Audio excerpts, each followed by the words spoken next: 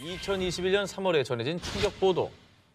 마지막 남은 아마존 주마족 아루카 주마가 사망. 아, 그럼 주마족이라는 족이 아예 없어진 거예요. 인류에서 없어진 건가요? 네. 과거 18세기까지만 해도요, 주마족은 그 수가 15,000명에 달했습니다. 하지만 외지인의 대학살과 외지인이 옮겨온 전염병으로 인해 점차 부족원이 줄게 됐고요. 1934년에는 100명, 1964년엔 6명. 이 쇠락의 역사를 밟아오다가 결국 1999년 아루카는 주마족의 언어를 유창하게 구사하는 마지막 남성이 됐었던 겁니다. 아직 주마족 여성 4명이 남았지만 3명은 모두 다른 부족과 결혼한 데다 주마족은 관습에 따라 남성만이 대를 이을 수 있기 때문에요. 주마족은 사실상 절멸, 주마족의 언어와 문화가 역사 속으로 영원히 사라질 운명에 놓이게 됐습니다. 그럼 저 마지막 남성은 어떻게 사망한 거예요? 주마족의 유일한 희망이었던 아루카는요, 정말 안타깝게도 벌목꾼과 채굴꾼이 퍼뜨린 코로나19에 감염됩니다. 그래서 눈을 감고 말았습니다. 자, 그런데 더 큰 문제는요, 주마족뿐 아니라 아마존 열대우림 인근에 거주하는 100여 개의 원시 부족들이 광산 개발과 산림 벌채를 하려는 비원주민들의 방문으로 코로나19의 무방비 상태로 노출. 3월 기준 원주민 5만여 명이 코로나19에 감염됐고요. 결국 900명이 넘는 원주민들이 사망했다고 합니다. 브라질이 코로나19에 너무 많이 당해가지고 원주민들한테까지 퍼진 것 같아요. 저렇게 원주민의 문화와 삶을 또 빼앗는 일이 될 수도 있다는 걸 조금 반성했으면 좋겠습니다. 사실 전 세계에 흩어져 사는 원주민들은 지구 전체 인구의 5%도 채 안 되지만요. 이들은 수천 년간 환경 변화, 기후 변화에 자체적으로 적응하며 생존, 그렇게 생물 다양성을 지켜오고 있는데요. 실제로 아마존 열대우림의 생태계가 풍요로울 수 있었던 이유가 원주민들의 토착 농업 덕분이라는 연구 결과도 있다고 합니다. 외부의 요인으로 생존의 위협을 받고 있는 원주민들, 앞으로는 자연과 더불어 행복하게 살아갈 수 있길 바랍니다. 반드시 지켜야 할 것들 19, 6일 공개합니다. 방치된 모모모 문화재. 서울시 종로구 한 음식점 야외 주차장. 무성한 잡초들 사이 덩그러니 놓인 석탑 하나. 통일 신라 시대에 건축된 것으로 추정되는 이 석탑은 울타리는커녕 표지판도 없어서 언제 이곳에 오게 됐는지, 왜 왔는지 그 누구도 정체를 알지 못한다고 하는데요. 뭐야? 아니, 통일신라는 최소 7세기, 8세기 뭐 그때 건데. 아니, 저기 저렇게 방치되어 있다고요? 그래 되나? 위에는 또 훼손됐어, 위에. 위에 날아갔네 이미. 그리고 전남 해남군에서는 바위에 음각으로 불상을 조각한 마의 열의 좌상이 훼손된 채 발견됐는데요. 훼손 시기 파악은커녕 복원 과정에서 2차 훼손까지 발생한 채 그대로 방치. 저거 왜 그냥 놔둬? 아니 근데 발견은 늘 수 있어요. 보통 그냥 방치는 하지 말아야 되는 거 아닙니까? 이 문화재들이 이렇게 제대로 관리되지 않고 있는 이유, 바로 이 문화재들이 비지정 문화재이기 때문입니다. 문화재보호법에 따라 문화재는 크게 규정 관리되는 지정 문화재와 등록 문화재, 그리고 별도로 규정 관리가 되지 않는 비지정 문화재로 나뉘는데요. 비지정 문화재는 예산과 인력 문제로 관리 대상에서 제외돼 관리가 안 될 뿐더러 심지어 현황 파악조차 제대로 안 돼 있다고 합니다. 지정 안 됐다고 저렇게 놔둔 거예요? 그 뭐 차별하는 거예요? 와. 가치가 없지 않잖아요. 아무리 지정이 안 됐다고 하더라도. 비지정 문화재라고 해서 역사적 가치가 없는 건 절대 아닙니다. 아직 학술적 연구가 이루어지지 않은 것들은 오히려 무한한 가능성을 지닌 원석으로 연구와 조사 끝에 지정 문화재가 되는 경우도 많습니다. 그러니까 요약하면 모르기 때문에 방치한 거네요. 모르기 때문에. 결국 나중에 잃어버릴 수도 있고 그때서야 같이 알게 되면 그게 무슨 소용입니까? 그렇습니다. 예. 전국에 또 저런 게 얼마나 많겠어요. 그러니까 우리가 모르는. 비지정 문화재는 전국적으로 약 25만 점에 달합니다. 2006년부터 2018년 말까지 확인된 도난 문화재 가운데 78.9%가 비지정 문화재였다고 합니다. 이 비지정 문화재의 가장 큰 문제는 관리 체계가 없다는 건데요. 관리 체계가 없다 보니 도난은 물론이고 재난이나 훼손, 보수에 대한 대응 기준이 없는 겁니다. 훼손해도 뭐 얼마나 뭐 어떻게 해야 되는지 뭐 기준이 아예 없고. 가치를 모르는데 뭐 어떻게 하겠어요. 실제로 2015년 제주도 서귀포시 예로부터 잡녀와 어부들이 제사를 지내던 신당 무수물당이 한 주민이 고수를 한다며 시멘트를 사용해 훼손되는 일이 발생했습니다. 아이고 시멘트라니. 시멘트가 웬 말이냐. 아유. 아, 이렇게 중간중간에 덧댔네. 덧댔네, 저거. 선조들이 남긴 모든 문화재가 소중하지만 현실적으로 모두 지정문화재로 등록할 수 없는 것도 사실입니다. 하지만 최소한의 관리 체계라도 갖춰야 우리의 문화유산과 그 가치를 오래도록 보존할 수 있지 않을까요? 자, 이번 특종 역시 우리가 지켜야 할 사라져가는 언어에 대해 취재를 해봤습니다. 2010년 유네스코가 분류한 소멸위기의 언어 5단계 중 4단계인 아주 심각하게 위기에 처한 언어로 꼽힌 언어. 아시아 너 잘도 요망지다이. 아시아 너 잘도 요망지다이. 2번. 아니 제주도에서 1년 근무한 분이 바로 틀려버립니까? 나 잘도 막 짓거저니 인력 배려보나 막 설레불고 우습게 개먹던 평범했던 모든 순간들이 왁왁한 영원 폴킴? 그 오랜 지들림 속으로 뱀모양 인력이 내려왔죠. 인역이 내려가면서. 에일리, 아, 천문천문이야.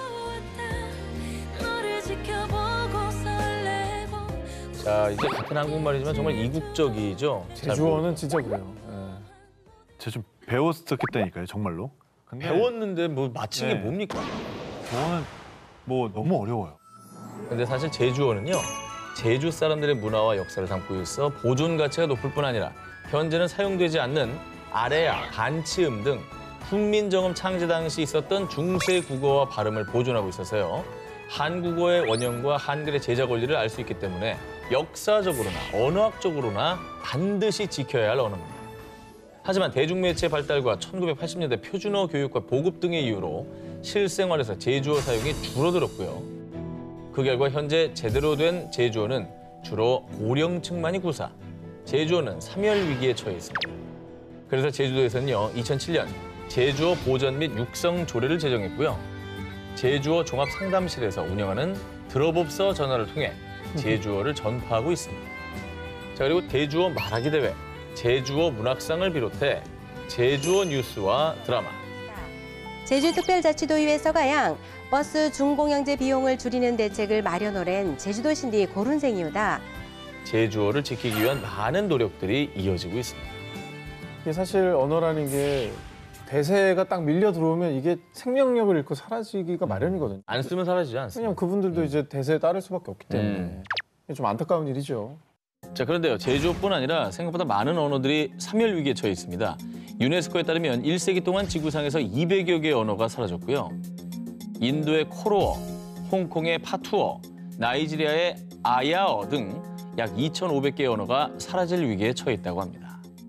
자, 어떠한 언어든 사라진다는 것은 인류에게 돌이킬 수 없는 손실을 의미합니다.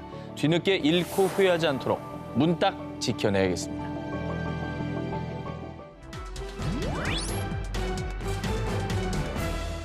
자, 우리가 사는 지구, 생태계는 먹이사슬에 의해 생태계 피라미드를 형성, 그 균형을 유지하고 있는데요. 만약 어느 한 종이 멸종, 이 먹이사슬의 연결이 단절된다면 생태계는 큰 혼란에 빠지게 되는 겁니다. 1970년대 유라시아 대륙에서 수억 마리나 서식했던 검은머리 촉새. 하지만 불과 30년 만에 개체수가 무려 95%나 감소. 왜 이렇게 많이 없어졌어? 멸종 위기에 처했는데요. 자, 그런데 일각에서는 검은머리 촉새 멸종 위기 원인으로 중국을 지목했습니다. 어? 왜 그렇죠? 아니, 유라시아 대륙 전체에 살았는데 왜 중국 때문에 멸종 위기인 거죠? 자, 핀란드, 러시아 등지에서 번식한 검은머리 촉새는 겨울을 나기 위해 우리나라와 중국 등지를 거쳐서 동남아시아를 향하는데요. 그런데 오래전부터 중국인들 사이에서는요. 배가 황금색인 게 복을 불러오겠구나. 아, 금색 좋아하잖아 또. 검은머리 촉새의 이 배에 노란색이 황금을 연상시켜 큰 재물을 주고 먹으면 몸에 좋다라는 속설이 퍼진 겁니다. 그래서 많은 중국인들이 검은머리 촉새를 대량 포획, 식용으로 소비했고요.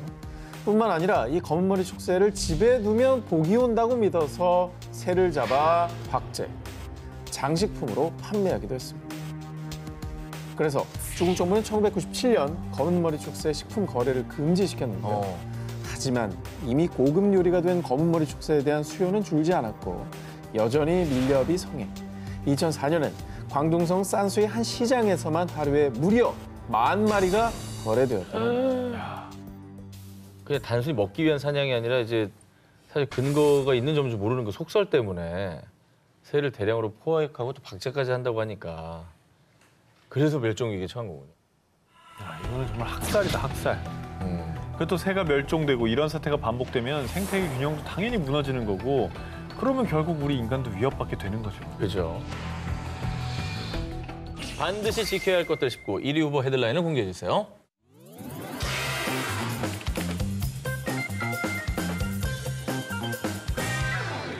지난 9월 우리나라 교육부 격에 해당하는 일본의 문부과학성은 일본 중고등학교의 교과서 정정 신청을 승인했는데요. 이로 인해 일본의 29개 교과서에서 종군 위안부라는 표현이 위안부로 수정, 또 강제징용 피해자에 대한 강제연행이라는 표현은 징용이라는 표현으로 대체. 이에 우리나라 외교부는 강한 유감을 표명했습니다. 선율로 손바닥을 가리려는 것 같아요. 이거 말장난이지. 앞서 일본 정부에서는요.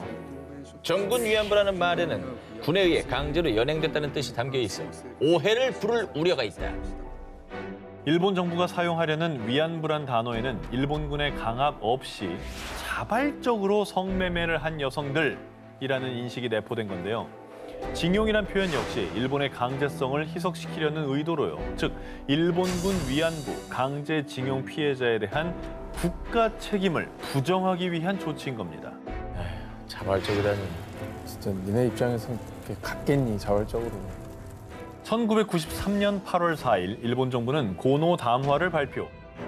軍の要請を受けた業者が主としてこれに当たったがその場合も還元強圧によると本人たちの意思に反して集められた事例が数多くあり 뿐만 아니라 일본 정부는 역사 교육을 통해 같은 잘못을 반복하지 않겠다고 반성, 굳은 결의를 표명했습니다. 하지만 이 고노 담화를 계승하겠다던 일본 정부는 강제 연행의 증거가 없다며 자국 내 교과서를 수정해버린 겁니다. 이게 위험한 게 결국 이거를 배운 학생들은 진짜 없다고 생각하는 거거든요. 그러니까 그 친구들은 뭐 그냥 그렇게 배웠으니까. 그런 사람이 다수가 되고 기득권이 되면 이제는 진짜 사라져버릴 수도 있는 거예요. 일본은 이전에 아베 내각부터 특히 과거 잘못을 덮기 위해 명백한 진실을 외면하고 제멋대로 역사를 왜곡하고 있는 겁니다. 이뿐 아니라 일본 정부는 히로시마 나가사키 원자폭탄 투하 사건도 왜곡, 일본이 전쟁의 가해자로 원인을 제공했다는 사실은 은폐하고 피해자인 척 일본 국민 그리고 전 세계를 농락하고 있습니다. 우리가 늘 이런 소식이 있을 때마다 우리가 붕괴하는데 저건 자기 나라를 위해서도 안 좋은 일이에요. 안 좋은 일이죠. 왜냐면 다른 국제적으로 나라는 고립되는 거 아니에요. 다 아는데 자기들만 그렇게 타조가 머리에 땅을 박듯이 그냥 그 외면해버리면 그러니까. 바뀔 수 있는 건 아니거든요. 엄연한 역사적 사실을 부정하는 일본. 과거사 문제 해결은 역사 왜곡이 아닌 진정성 있는 반성에서부터 시작이라는 걸 깨달아야 할 겁니다. 자, 이번 특종은 안타깝게도 일미 멸종됐지만 지금이라도 그 의미를 되새겨야 할 소중한 존재에 대한 이야기를 해보겠습니다. 그 주인공은 바로 우리나라의 토종 바다 사자, 독도 강치입니다. 아, 없어졌잖아. 독도 강치는 독도, 울릉도 등 동해안이 주요 서식지로 19세기엔 개체수가 무려 4만 마리에 달했는데요. 하지만 1975년 독도에서 2마리가 확인된 게 마지막으로 안타깝게도 멸종되고 말았습니다. 그런데 이 독도 강치를 멸종시킨 주범이 바로 우리다. 아, 정말 일본은 오늘 기사에 한 반은 나오는 것 같네요. 1904년 일본인 수산업자 나카이 요자부로는요. 강치 가죽이 돈이 되네. 강치 한 마리가 황소 10마리 값이야. 당시 러일 전쟁 중이던 일본 정부는 독도에 막루를 설치해 러시아를 감시한다는 명목을 내세우세요. 1905년 독도를 무단 편입시켰고 일본 어부들은 조직적으로 독도 강치를 남해 결국 일본인들의 무자비한 학살에 독도 강치는 멸종하고 만 겁니다. 와, 어떻게 얼마나 많이 잡아갔으면 4만 마리씩이나 있었는데 그게 다 멸종이 되냐. 피바다였대. 완전 피색이었대. 자, 그런데 말입니다. 1980년대 소련에서 열린 세계 자연보호 국제회의에 참석한 일본은요. 한국이 독도 강치를 몰살시킨 겁니다. 독도강체 멸종 책임을 한국에 돌리기까지 했습니다. 아이고. 일본 정부의 파렴치한 행각은 여기서 끝이 아닙니다. 학회에 등록된 독도강체 영문명은 Japanese Sea Lion. 독도강치의 이름부터 좀 찾아줘야 될 것 같아요. 제페니즈 씨라이언이 뭔 근데 말입니까? 저희 학명은 진짜 안 바뀌어요. 그거 쉽지 않지. 네, 진짜 안 바뀌어요. 뿐만 아니라 지난 7월 일본 정부가 개관한 영토 주권 전시관의 지방 순회전에서는요. 전시회 포스터에 독도를 일본 영토로 표기, 일본 어부들이 독도 강치를 포획하는 사진을 증거로 내세웠고요. 친애가 잡은 걸 또 인증을 했네. 이게 너무 모순인 거지. 뭐라는 거야? 저기서 우리가 뭐 했다는 게 우리가 거기 땅이라는 증거지만 그게 결국 나쁜 그러니까 짓인 거고. 주장하는 주체가 서로 달라서. 합의가 안 됐나 보다. 손발이 너무 안 맞죠. 손발이 안 맞는 거야. 일본 시네마연은 SNS 홍보 게시물에 독도 영토권을 주장하며 독도 강치를 심지어 마스코트로 내세웠습니다. 자기네들이 없애놓고 마스코트로. 그래서 우리나라에서는 2019년 1월 국제유전자정보은행에 독도 강치뼈의 유전자 정보를 등록, 지난해 9월에 발굴한 독도 강치뼈를 국립해양생물자원관에 표본으로 등록하는 등 독도 강치의 이름을 되찾기 위해 노력을 기울이고 있습니다. 저 의미 있는 움직임이군요. 사실 저런 노력이 무색해지는 게 우리가 기억 못하고 모르면은 그냥 아무 의미 없거든요. 한국 사람도 모르면 우리가 기억을 해야 될 것 같아요.